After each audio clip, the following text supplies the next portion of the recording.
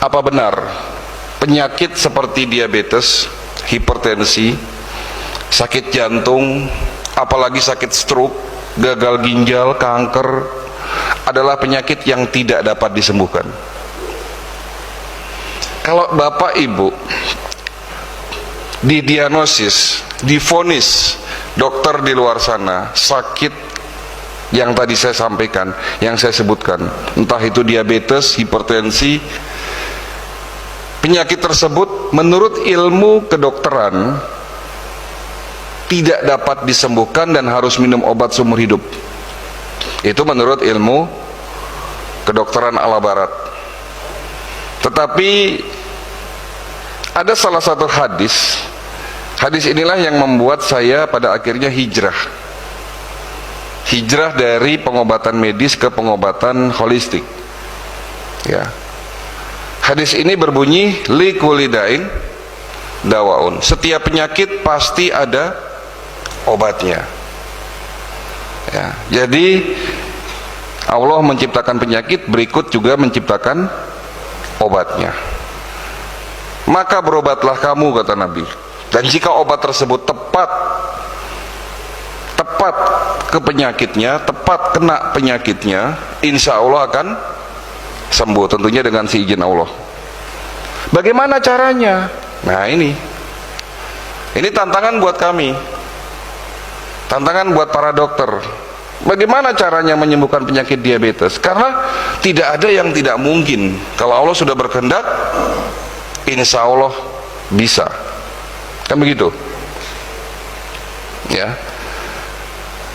Bagaimana caranya menyembuhkan penyakit diabetes? Sementara ilmu yang saya dapatkan di bangku kuliah mengatakan kalau orang sudah sakit diabetes tidak akan sembuh.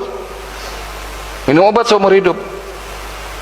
Hipertensi, jantung, apalagi stroke. Nah, bagaimana caranya? Ternyata setelah kami mendalami pengobatan tradisional itu kan banyak metodenya.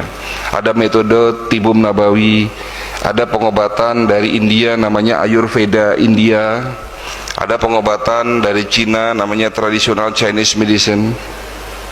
Dan ternyata obat yang dapat menyembuhkan penyakit kita itu ada 3, Pak. Ini kita bicara fisik. Tubuh manusia terdiri dari 3 unsur, body, mind, and soul. Fisik, pikiran, dan jiwa. Kita baru bicara fisik nih. Ya. Obat untuk fisik kita, untuk penyakit kita ada 3. Satu adalah obat yang kita minum, baik itu obat kimia maupun herbal.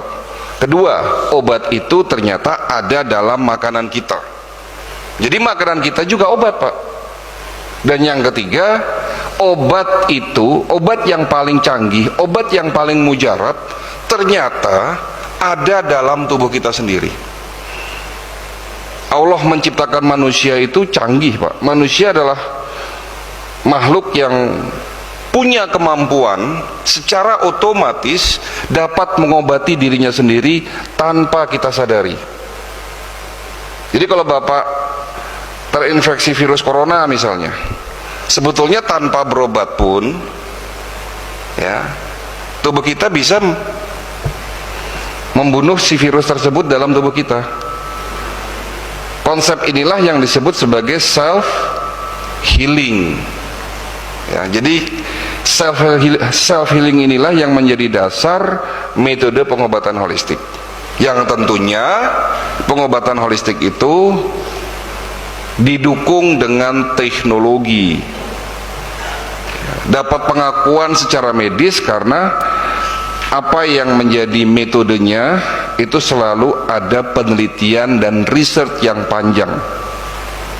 Ya, jadi gabungan antara medis dan tradisional.